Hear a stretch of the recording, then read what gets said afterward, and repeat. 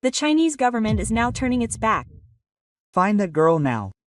Everyone, there is a word you should never search in China. That word is Goguryeo. 9 million Chinese people live without knowing their true identity. A girl risked her life to reveal the truth. The secret that China fears the most. Let's start right now. I was born in the deep mountains of Guizhou Province, China. It is a highland area over 1,500 meters above sea level. In that place where fog covers the whole year, we lived almost completely isolated from the outside world. My name is Yao Ling. I have lived with the name of the ethnic group for 17 years. I still vividly remember my first day of elementary school. Teacher Dame called the roll and had everyone stand up one by one. Now, each of you tell me what your ethnicity is. Children stand up one by one. Han Chinese. I am also one of them. Han Chinese. It was my turn. I hesitated for a moment and then said in a low voice, "We are the Zhou."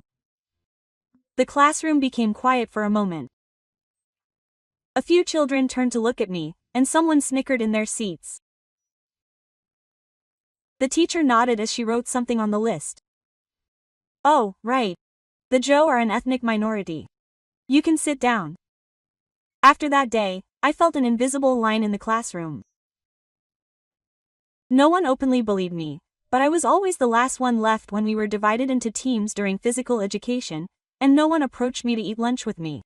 What felt even stranger was the class. During history class, the teacher proudly explained the great Chinese civilization, the unification of the Han dynasty under Emperor Qin Shi Huang, the prosperity of the Tang dynasty, and the splendid culture of the Tang dynasty. But nowhere in all of it was there any mention of my Zhou. One day, I mustered up my courage to raise my hand and ask, "Teacher, why isn't the history of the ethnic group mentioned?" The teacher looked puzzled for a moment, then smiled and answered. "The ethnic group is also part of the Chinese nation. We have developed together. We will learn the details later." But the later part never came. For 6 years of elementary school and 3 years of middle school, we never learned about it properly in our textbooks. It was only mentioned briefly with a picture in a section on minority policies. When I got home, I asked my grandmother, "Grandma, why aren't we on the other side?" Grandma was preparing dinner at the kitchen, and then she paused for a moment. "Because we are the ethnic group. It has been that way since ancient times. So why don't they talk about us at school?" Grandma sighed and racked her brain. There are stories in the world that can be told and stories that can't be told. At the time, I didn't know what that meant. I just thought it was because we were a minority that we weren't important. When I went to high school, I became even more confused. I heard that minorities get extra points in college entrance exams. So my friends were jealous. But the extra points actually made me more uncomfortable. You must have it good. You can go to college even if you're not good at studying. That's what one of my friends said during exam period. Even though my grades were better than his, I couldn't say anything. It seemed like we were given special treatment, but in reality, we were just expected to stay quiet. Dance traditional dances, wear fancy clothes, and smile in front of tourists. That's all we were allowed to do. But I kept wondering, who are we really? Why doesn't anyone tell our real story? That sense of obligation grew inside me and eventually led to a discovery that would change my life forever. When I was a freshman in high school, my grandmother suddenly called me. "Yaoling, come here." My grandmother was opening an old wooden box deep in the living room. Inside, she took out a piece of cloth. It was a traditional skirt, but it was different from the ones I usually saw. "What is this, Grandma?" "It's something that has been passed down in our family for generations. Your great-grandmother made it herself." I looked closely at the skirt. There were intricate patterns embroidered with red and blue threads. What particularly caught my eye were the 2 branch wave patterns drawn on the bottom of the skirt. One was silver blue, the other was a muddy brown. "Grandma, what do these 2 rivers mean?" My grandmother hesitated for a moment and then spoke in a low voice. A long time ago, our ancestors crossed two large rivers from the north and came here. They engraved it like this so that they wouldn't forget. North? Where in the north? I don't know either. When the adults didn't explain in detail, my grandmother's expression darkened. It seemed like she knew more, but she was hesitant to talk. I looked at the skirt more closely.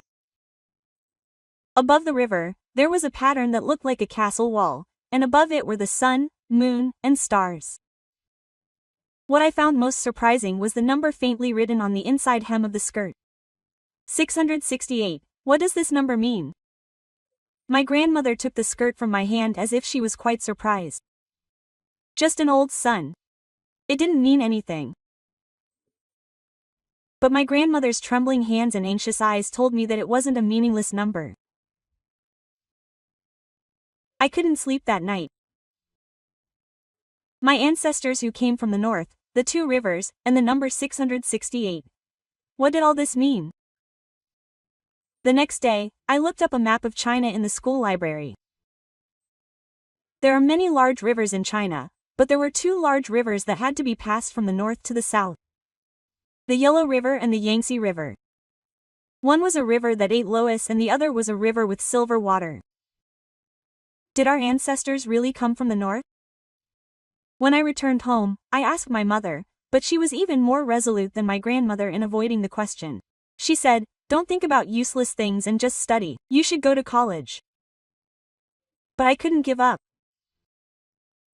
I started to look at the traditional costumes of other families around my village. Surprisingly, I could find similar patterns in many places. Two river walls and special constellations. I went to find one of the village elders. He was over 90 years old, but he was still very healthy. "Grandpa, have you heard the story that our people came from the north?" The elder was silent for a while and then said, "There's a song I heard when I was young. In the northern sky, the three ancestral temples weep, leaving behind the stone castle. Crossing the Yellow River and the Blue River, I found the three gospels in the south." The three ancestral temples, I don't know what they are, but it was clear that they came from the north. So are we originally from the north? You shouldn't say things like that so carelessly. We are just a tribe. A part of the Chinese nation. The elder didn't say anything more. But his eyes were full of untold stories. I went back home and started searching the internet. I searched for keywords like tribe origin, tribe history, and tribe migration, but all I found were commonplace content. The tribe is an indigenous people of southern China and descendants of the Queen. But there was something strange. The histories of other ethnic minorities were described in great detail, but the ancient history of the tribe was particularly vague and abstract. It was as if it had been intentionally hidden. Then, by chance, I came across an article that a friend had shared. And one word in that article completely changed my life. That word was Yao Ling. Look at this. My classmate Wei slid his smartphone. It was a post on SNS. Are the tribe's descendants of Goguryeo? The moment I saw the title, my whole body was shocked. Goguryeo. It was the first time I heard the name, but for some reason my heart was touched. What is this? I don't know. Who shared it? Isn't it amazing? I started reading the article. But before I could even read half of it, the screen disappeared. What's going on? Wei refreshed the page, but all that came up was a message that said, "This post has been deleted." It was strange. It was there just a moment ago, so I hurriedly searched for Goguryeo on my phone. But something even stranger happened. There were no search results at all. It was as if such a word didn't exist. What is Goguryeo? Why was it deleted so quickly? I came home that evening and searched again on my computer. Of course, nothing came up. But I couldn't give up. After searching here and there for a while, I finally found out about VPN. It was a method that my friend's older brother secretly told me about, saying that he used it to access overseas websites. I searched VPN again with a trembling heart. And unbelievable information came out. Goguryeo was an ancient nation that existed from 37 BC to 668 AD. It was a powerful nation that ruled the northern part of the Korean peninsula and the Manchuria region, and it was an independent nation with its own culture and language. The most shocking thing was what happened next. After Goguryeo fell in 668 AD, the Tang dynasty forcibly relocated 2 million Goguryeo refugees to various parts of China. In particular, to prevent rebellions, they dispersed them to remote areas under 10 p.m. 668 was the exact number written on my grandmother's skirt. My hands were shaking. I kept reading. The Andong Dohobu effectively controlled the Goguryeo refugees by separating families, prohibiting the use of Goguryeo, and forcing marriages with Han Chinese. However, some refugees fled to the rugged mountainous regions and formed their own communities. At that moment, the puzzle pieces began to fit together. The story of ancestors from the north crossing 2 rivers. The number 668. As I searched more, surprising facts continued to come up. Research that Goguryeo clothing was similar to the traditional clothing of the tribe. A paper that Goguryeo funeral customs were similar to those of the tribe. It even appeared in the Samjago family pattern, a symbol of Goguryeo. It was the exact word that appeared in the song that the Samjago village elder used to sing. I gasped. Are we really descendants of Goguryeo? If so, why are they hiding this fact? While browsing Korean websites, I came across an interview with a historian. China is trying to incorporate Goguryeo into Chinese history through the Northeast Project, but they are completely hiding this fact from the descendants of Goguryeo refugees. Why is that? Because if they become aware of their own identity, Chinese history will be exposed. It's complicated. But at the same time, many things began to make sense. Why is our history not in textbooks? Why do adults talk about the North? And why is the word Goguryeo immediately deleted from the internet? The next day, I went to see my grandmother. And I asked her directly, Grandma, do you know about a country called Goguryeo? My grandmother's face turned pale. She grabbed my arm with trembling hands and looked around. Who said that? Where did you hear it? Grandma knows too. We are descendants of the Goguryeo people. Grandmother was silent for a long time, then she spoke with tears in her eyes. What is that name? That name must not be spoken. At that time, I was sure. We were truly the regret of a lost kingdom. Please, Yaoling. Never speak that name again. Grandmother's voice was trembling with fear. I had never seen grandmother so scared. Why, grandmother? Why can't we speak the name Goguryeo? Grandmother closed the door, checked the windows, and spoke in a low voice. You must know now that you are old enough. But you must never tell this story outside. Do you understand? I nodded. When I was young, your great-grandfather told me something before he passed away. We were originally from Goguryeo. We were brought here by the Tang dynasty, but our descendants told us not to forget this. Was that country Goguryeo? Grandmother nodded. The adults wouldn't say the name out loud. Instead, they only called it Bukguk. They told us to keep quiet for generations because if the government found out, it would be a big problem. But why is it dangerous? In the 1960s, there was a big incident in our village. One of the village elders got drunk and started talking about how we were descendants of Goguryeo. Then he suddenly disappeared. The family said he was going to work, but he never came back. His back became cold. After that, the villagers became even more silent. They didn't teach it to their children, and your father probably doesn't know either. So did we really come from Goguryeo? Grandmother took out another small piece of cloth from the silver box. It had a 3-legged crow drawn on it. What is it? It's called Samjago. It was the symbol of our ancestors. It was a sacred bird that lived in the sun. It was the symbol of Goguryeo that I saw on the internet. When my great-grandmother passed away, she told me to call her. so that we wouldn't forget who we were. But not to reveal it. Grandmother, then what about the number 668? Grandmother looked at me with surprised eyes. So she knew that too. That's right, we are the ones who are right. A great country is falling, and our ancestors are continuing on. Why did they make us live in groups of 5? In order to prevent rebellion, they didn't let us speak to our families and forced us to marry people of other ethnicities. But our ancestors didn't give up. They gathered secretly, taught us our language, and spread our culture. Grandmother continued to talk with tears in her eyes. At first, they all believed that they would return to their hometown someday. But as time passed, they no longer knew where the cat was. All they could say was that it was in the north. But they didn't give up and kept going. That's right. For over 1,000 years, we have tried to remember who we are. Even though the name is Goguryeo, we tried not to lose the spirit. I held my grandmother's hand tightly. Grandmother, things can be different now. There is the internet and the world has changed a lot. No, Yaoling, it's more dangerous. In the past, you could just pretend not to know, but now they are watching everything. They may already know that you searched for Goguryeo. But the truth cannot be hidden forever. Grandmother stroked my head and said, "Our brave granddaughter. But you have to be careful. Knowing the truth and revealing it are two different things." That night, I fell asleep holding the piece of samjago cloth that grandmother had given me in my chest.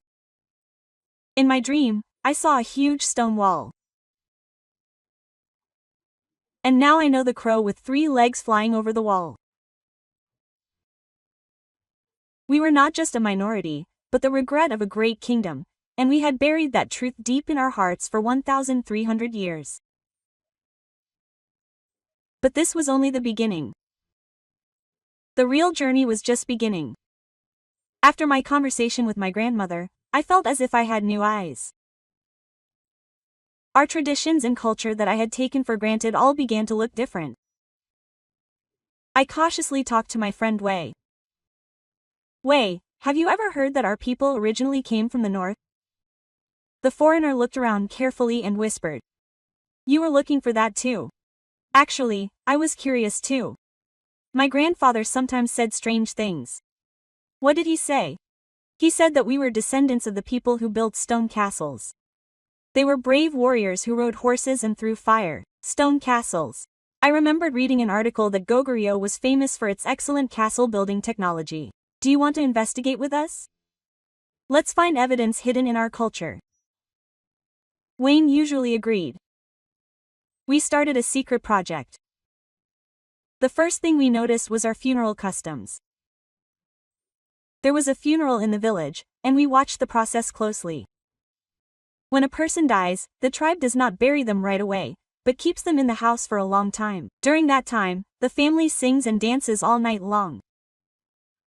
Doesn't it seem strange, as if they are having a grand funeral? Why do the Han people sing while we mourn quietly? Wei asked. I thought of the material I had read before. There was a similar scene in the Goguryeo murals. What was more surprising than the singing and dancing for the dead was the mourning clothes. We wear 2 special shawls over our white mourning clothes, and they are unique in shape. They are folded on both sides like bird wings. Could this be related to crows? The second thing we looked at was our traditional clothing. Especially the pants that men wear are amazing. Wow, these pants. The thighs are wide and the calves are wide. The structure is perfect for horse riding. When did we ever talk? That's right. We live in a mountainous area now, so why would we wear horseback riding clothes? We compared them with the clothing in Goguryeo murals that we found on the internet. They were surprisingly similar. In particular, the way they wrapped the bottom of the radish with cloth was the same. The third discovery came from our language. When we listened closely to the conversations of the elderly who used the Yojojeo, there were sometimes strange words. Chung-ah, listen to this. They say, Guryul in Korean. But do you know what Seong is in Korean? What is it? Isn't Goguryeo's surname similar? Of course, it could have been a coincidence, But these words were not one or two. The fourth was our myths and legends. We looked up the Joxela house at the village library and read it. Look here. There is a story that the bird of the sky protects the sun. Samjako Ah. And this is also a legend that the king of the northern country was the son of heaven. It matches the historical record that Goguryeo kings claimed to be the sons of heaven, that is, descendants of heaven. The most decisive evidence was found in an old radish near our village. Officially, it was just called an old radish, but the structure of the radish was unique. Look at the way the stones were placed. They made an arch by inserting stones. This kind of technology was said to be hard to find in Chinese heating systems, so we couldn't hide our anger. But at the same time, it was scary. Because all this evidence pointed to some great truth. Why do we really seem to be descendants of Goguryeo? But why are we hiding it so thoroughly?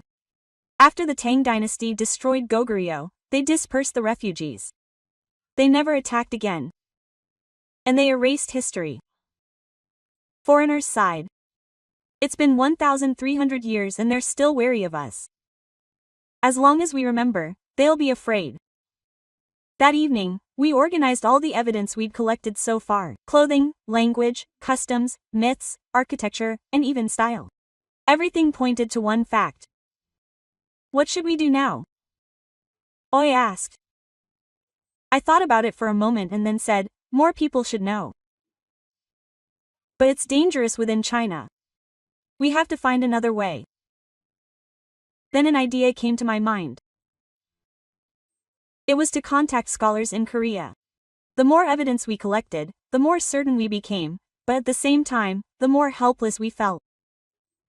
We knew that no one in China would listen to us no matter how much evidence we searched for. Then one day, while searching a Korean site through a VPN, I came across the name of a scholar. Dr. Kim Ah-jin. She was a historian who had been studying the traces of Goguryeo refugees in China for over 10 years. My heart raced as I read the introduction to her book, The Hidden Truth in East Asian Ancient History. In particular, this passage caught my eye. The whereabouts of the 2 million refugees after the fall of Goguryeo is one of the greatest mysteries in history. Where did they disappear to? I believe they did not disappear, but were erased. Wei and I decided after much thought to contact Dr. Jin Kim. But how to contact him was the problem. Finding an email address was not easy, and above all, emails sent from China to Korea could be monitored. In the end, we decided to take several steps to circumvent the process. First, we created a private email account using a VPN and used that account to contact the public email of the university where Dr. Kim worked. It took a week just to write the letter.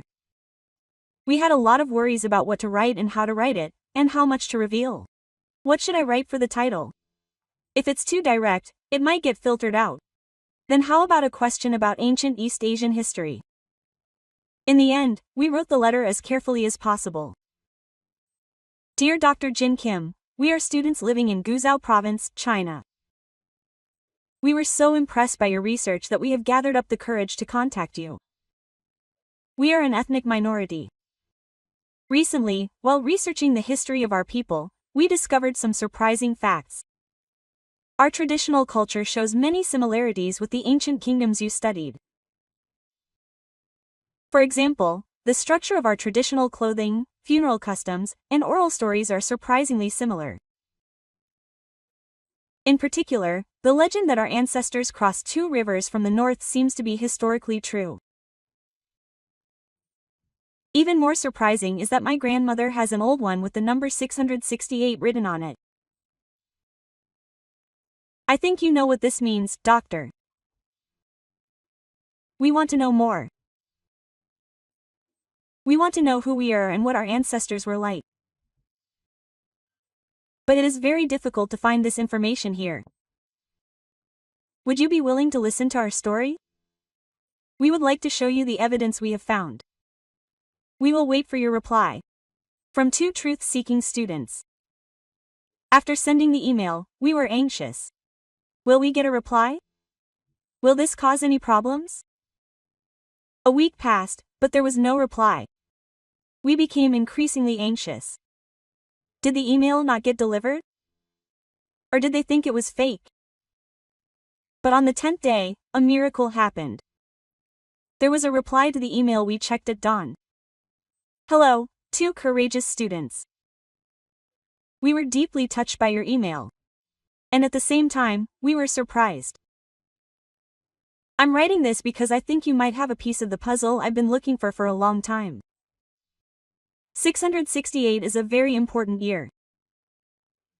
I think you're probably already working on what happened. I'd really like to see the evidence you've found, but email has its limits. Is it possible to do a video call? Safety first, of course. Don't push yourself too hard, and let me know if there's a way. I thank you again for your courage. The truth will come out. Kim A-jin. P.S. Please keep this conversation between us. It's for your safety. We hugged each other with overwhelming emotion. We finally found someone who would listen to our story.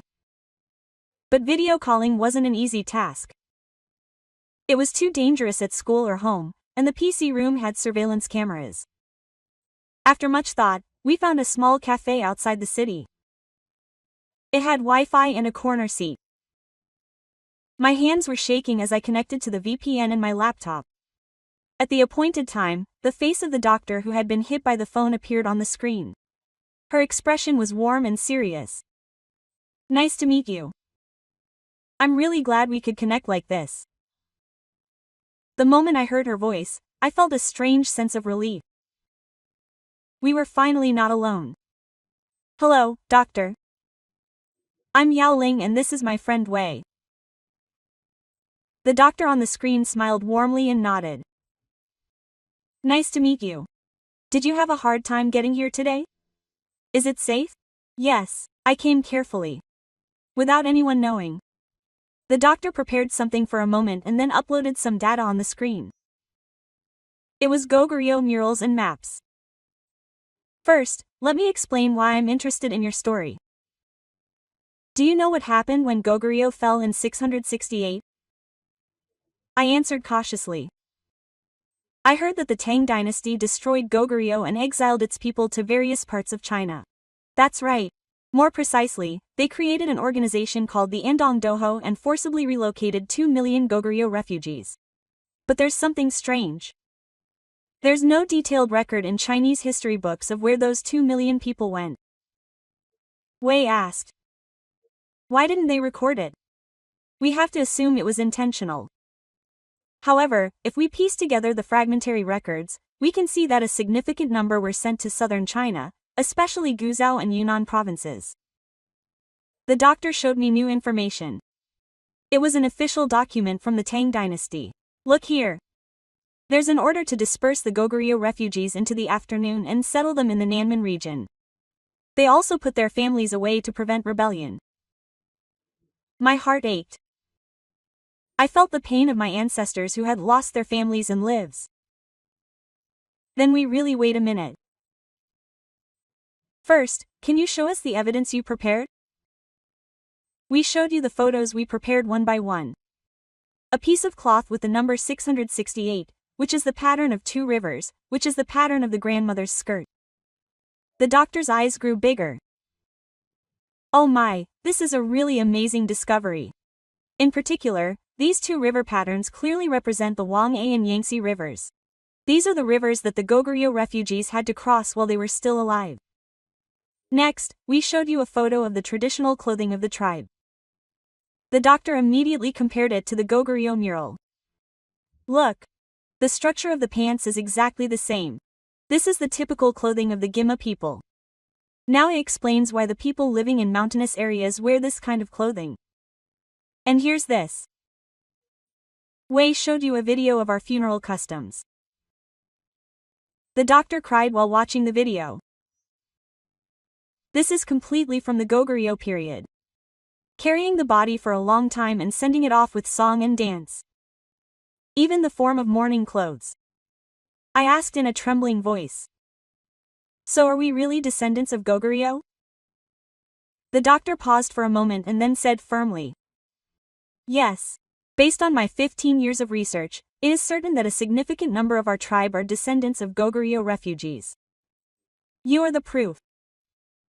At that moment, Wei and I shed tears at the same time. It felt like for the first time in 1,300 years, our identity had been recognized. But why is China hiding this fact? The doctor sighed and explained. Through the Northeast Project, China claims Goguryeo as Chinese history. But if the descendants of Goguryeo refugees were to realize their own identity, it would reveal how false their claims were. That is why they continue to hide it from us. That is correct. You are living witnesses.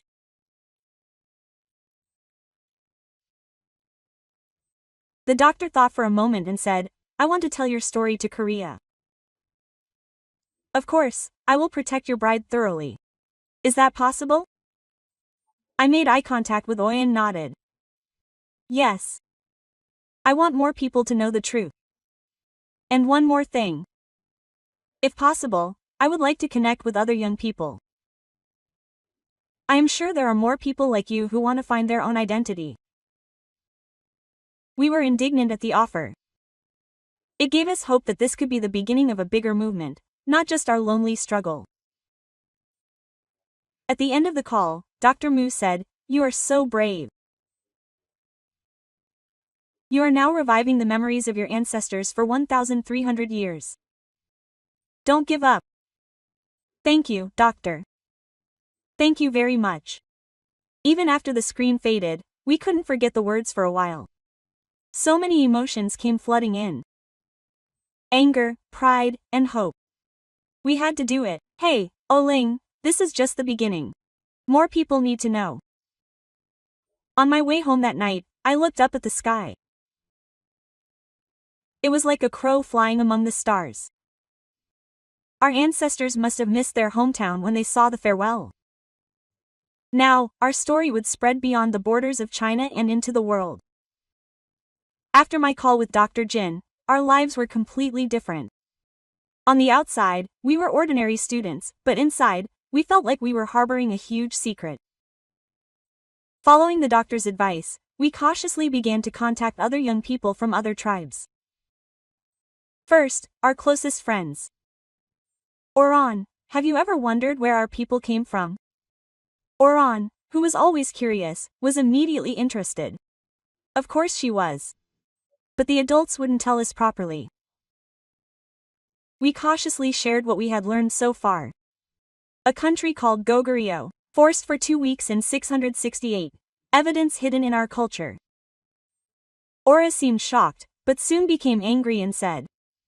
In fact, my grandfather also said strange things sometimes. He said that we originally lived in a cold place. A place with a lot of snow. Goguryeo really was a place with a lot of snow. My mother Huoran brought 2 other friends. They said that they had similar questions. Our village also has a strange tradition. We never bow while facing the north on New Year's Day. I don't know why, but there is an old song in our house. It has the lyrics, I left the Dolroenseong fortress. I left the place where the 3-legged crow cries. Quote. More and more stories came together. It was like the pieces of a puzzle were falling into place one by one. We formed a secret meeting. We met mostly offline because online was dangerous. In a remote place, sometimes in the attic of someone's house, in an abandoned hut in the mountains, we named the gathering the Big Dipper. It meant to find our true hometown, like the constellation pointing to the north. It started with 5 people, but it grew by word of mouth. In a month, more than 20 young people gathered. They came from different villages and backgrounds, but they all had the same thirst. Who am I? At the gathering, we shared the information we had collected. Some brought old items passed down through their families, and some told stories they had heard from their grandmothers. One story that particularly impressed me was that of a friend named Yang. He said that before our great-grandmother passed away, she said something strange. We are the king's regret. Although it was a country, we should not be proud. After the king? Goguryeo was a powerful nation that ruled East Asia for 700 years. Another friend, May, brought an amazing item. It was hidden deep in our house. We told her not to touch it, but it was a piece of silver metal. When we looked closely, there were Chinese characters engraved on it, and the letters Goryeo were faintly visible. Goryeo is another name for Goguryeo. Everyone was shocked. This was not just a guess, but physical evidence. We told all this to Dr. Kim Ah-jin. The doctor was very excited and said, "The evidence you have collected will shake up the academic world.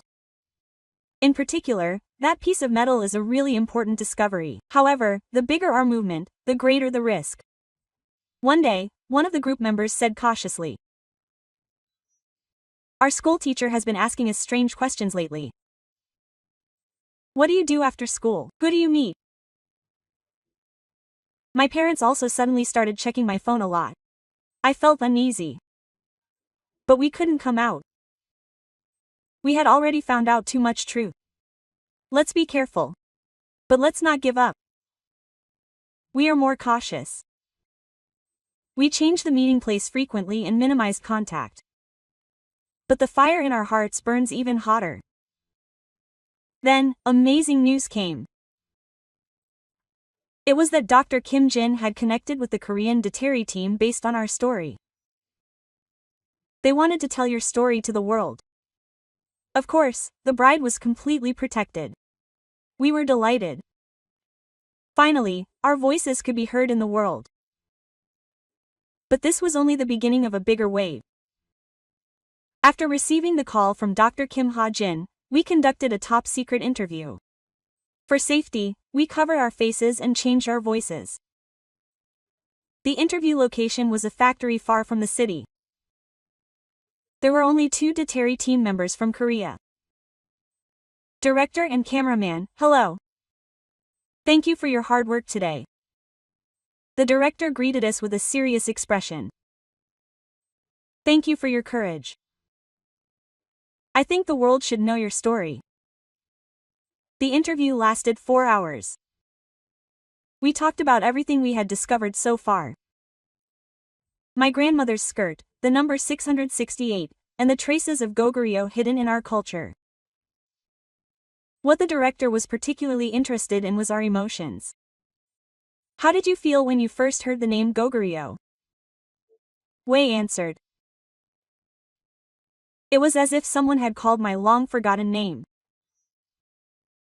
I felt an inexplicable longing and at the same time. What do you think about an identity that had to be hidden for 1,300 years? This time, I answered. Beyond anger, I now feel a sense of responsibility. Because if we don't remember, it will disappear forever. The director captured all the evidence we prepared on camera. He was especially impressed when he saw the carefully engraved metal piece. This is truly a historic discovery. This alone proves everything. After the interview, the director promised us that this drama will be broadcast not only in Korea but also all over the world. Everyone will know about your existence. 2 months later, we heard that the drama was completed. The title was Regrets of the Forsaken Kingdom minus 1300 Years of Spit.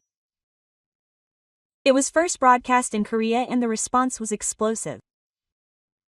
Dr. Jin Kim called us with a displeased voice. The viewership ratings are over 15%. It is an even bigger topic online. Everyone is touched by your story. Doctor Who told us about the reactions of Korean viewers. It is truly heartbreaking. Our brothers have suffered for so many years.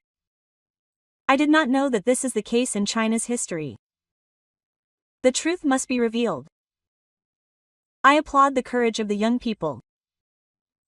You are not alone. One grandmother's message was particularly touching. I am also a descendant of Goguryeo. Fortunately, my family was able to remain on the Korean peninsula, but I have never forgotten my compatriots who went to China. It has been a long time since I last saw you after 1,300 years. We shed tears as we read these messages. It was the first time that our existence was recognized and we felt welcomed. What was even more surprising was what happened next. The video was broadcast all over the world through YouTube. It was subtitled in various languages, including English, Japanese, and Spanish, and the number of views exceeded 10 million in just 1 week. Foreign media outlets also began to pay attention. Major broadcasters such as BBC, CNN, and NHK covered the story. The truth about history hidden for 1,300 years. The dark secret behind China's minority policy. The existence of Goguryeo refugees proven by DNA. The academic world is particularly enthusiastic. Historians from many countries analyzed our evidence and issued statements of support.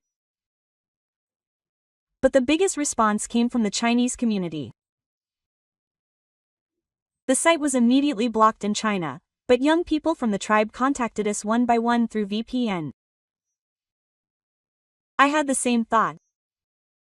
My grandmother told me a similar story. I am contacting you from Guiyang. We have the same tradition here. I want to join you. We are from Yunnan province. Our village also has a stone monument with the number 668 engraved on it. It was like a domino effect. Young people from each region sent us their evidence, and our network grew rapidly. There was one particularly shocking report. It was a photo sent by a young man from Hunan province, and it had an old family tree. On the first page, it was written in Chinese characters, "We are originally from Goryeo. The Tang dynasty brought them here, but their descendants should not forget this." This was decisive evidence. It was a written testimony. Dr. Kim Ha-jin suggested that we collect all of these materials and create an additional datary. Now is not just a guess. It is proven by clear historical facts. However, our prayers for a moment, the Chinese authorities began to move. One day, there was a sudden special education at school. The topic was the correct national view. Recently, some foreign powers have been using our ethnic minorities to instigate division. Don't be fooled. We are all Chinese. It was clearly a warning aimed at us.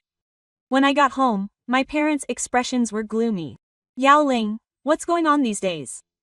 The school called me. "It's okay, Mom. I'm just studying history." However, I could feel the seriousness of the situation from my parents' affectionate eyes. Gu Wei called me urgently. "This is a big deal." 3 of our group members suddenly transferred. I felt uneasy without saying anything. But the wave that had already started couldn't stop. The whole world knew about our existence, and the truth had already spread. That night, I wrote in my diary, "We are no longer hidden beings. The world has accepted us and listened to our stories. Although there may be greater trials ahead, at least we are no longer alone." And truly greater trials were about to begin. A month after Dartary gained worldwide attention, strange things started to happen. First, there was the internet problem.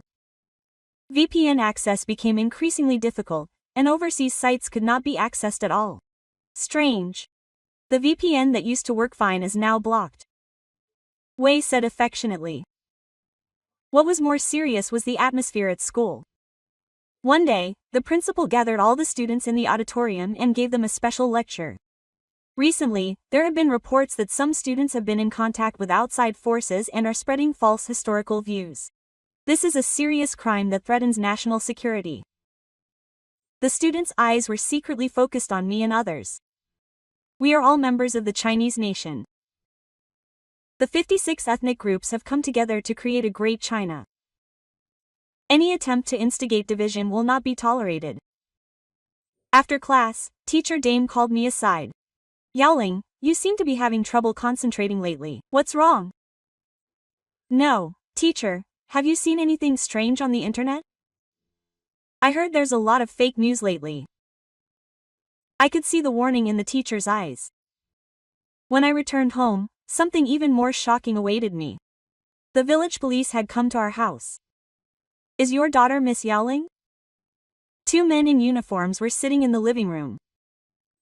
My parents' faces were sullen. It was just a routine investigation. Have you had any contact with foreign countries recently? No. Have you seen any anti-government content on the internet? No. They asked a few more formal questions and left, but the message was clear: we are watching you. That night, my parents sat me down and said, Yao Ling, do you know that mom and dad are afraid? Can't you just study hard? You should go to college. Mom, I didn't do anything wrong. That's not the point. People like us should live quietly. My father sighed deeply. The next day, an even bigger shock came. Oran, a core member of our group, suddenly disappeared. The family said she was at a relative's house, but no one believed her. No one knew where Oran was. Her cell phone was gone, and fear spread among the remaining members. The group naturally disbanded. No one contacted her first or asked to meet.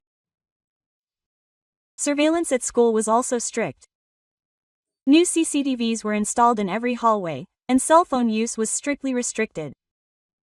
It was said to be a measure for the students' proper growth, but everyone knew the real reason. A week later, even Wei changed. Yao Ling, let's stop now. What are you talking about? I'm scared. I could end up like Olan. But what does the truth we discovered matter? It's more important that we are safe. I felt my heart break at the abandonment of my close friend. But hope came from an unexpected place. One night, my grandmother quietly came to my room. Yao Ling, take this. What my grandmother gave me was a small USB. What is this? Copy all the materials you've collected. If you get a computer allowance, you should keep this.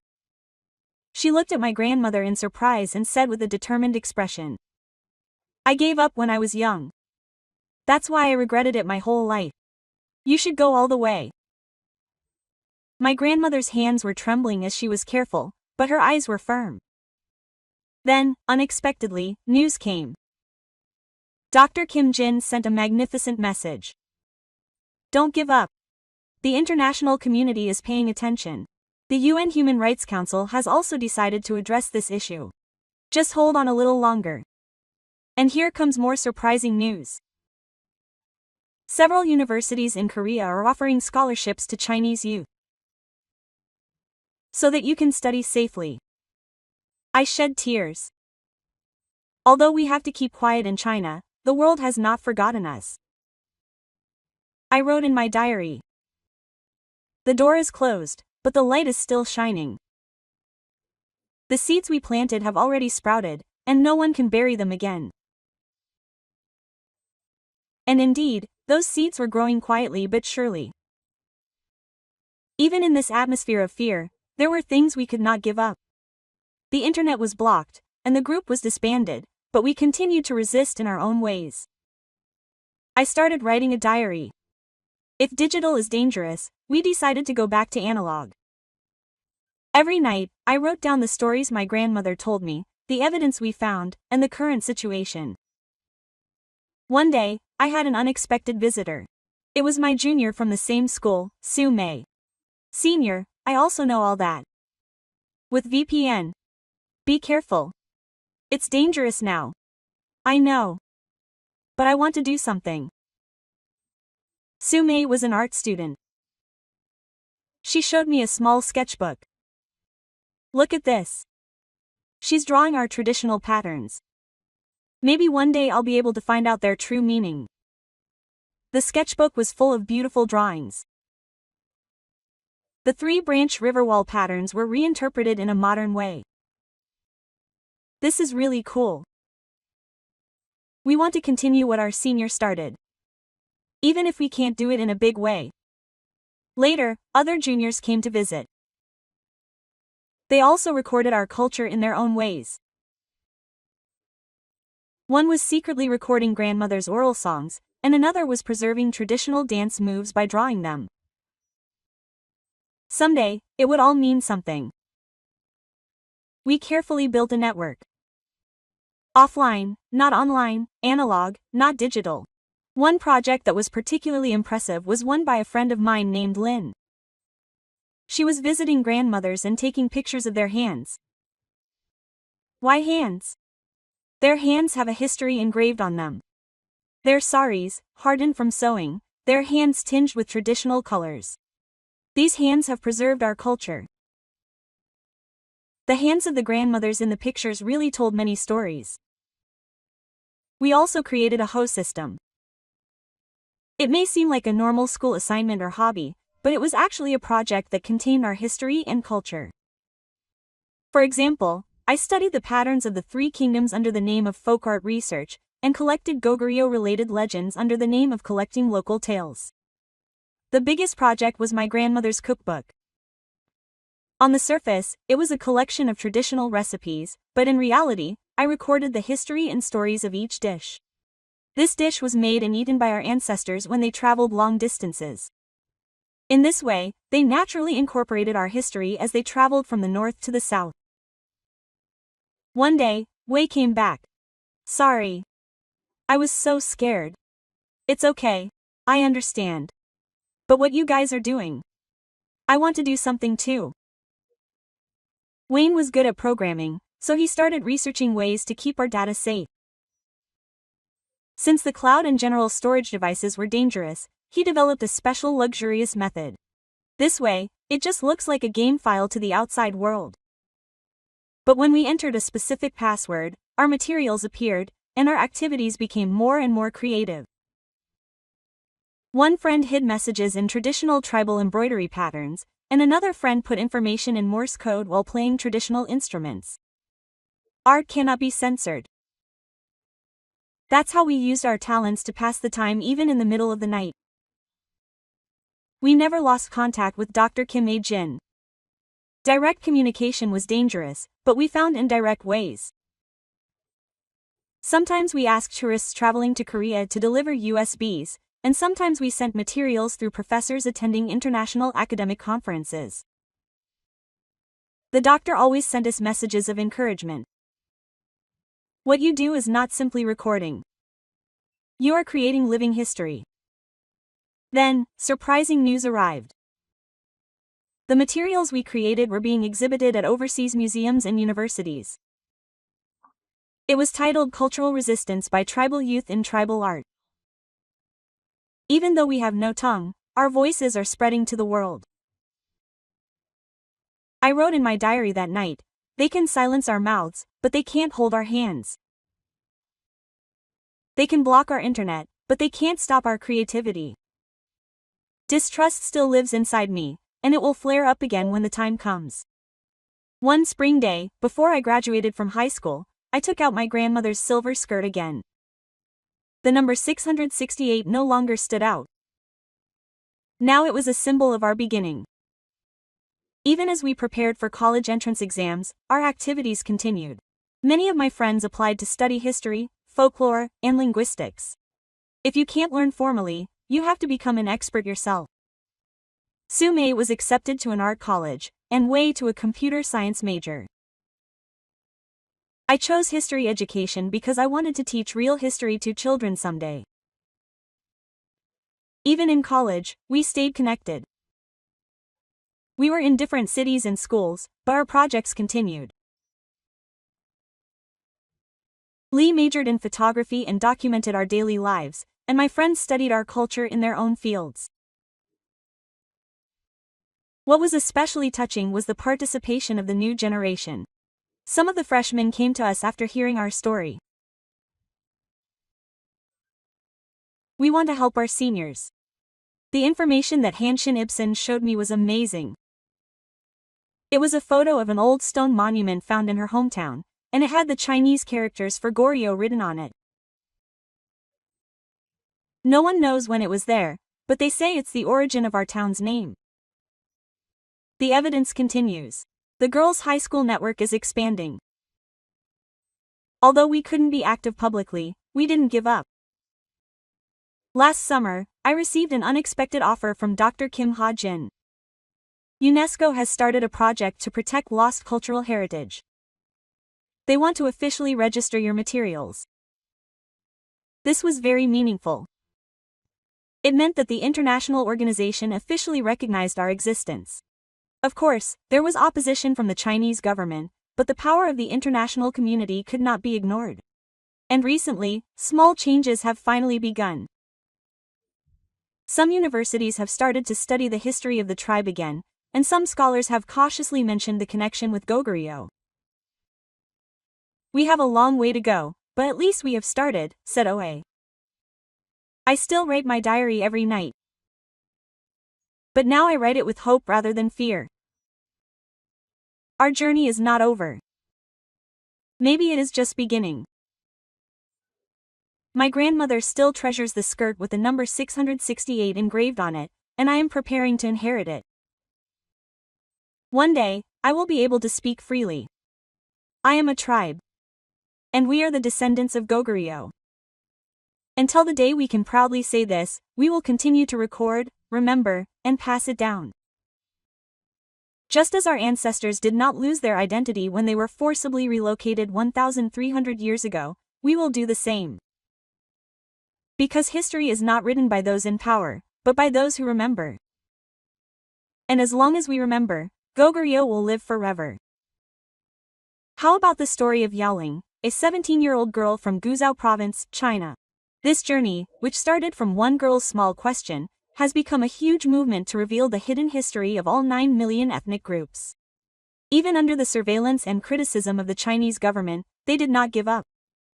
They are shedding 1,300 years of spit with fans and paper, with pictures and songs, and with solidarity for each other. Even at this moment, the second and third Yaolings are probably searching for their own identities in the Chinese language. Everyone, this story is not just something from a faraway country. Goguryeo is our history, and they are our lost brothers. If you like this story, please click the share button. More people should know this truth. Please spread the word about our compatriots who have been forgotten for 1,300 years. Don't forget to subscribe and like. I will come back with more amazing stories next time. This was a wonderful overseas story. Thank you.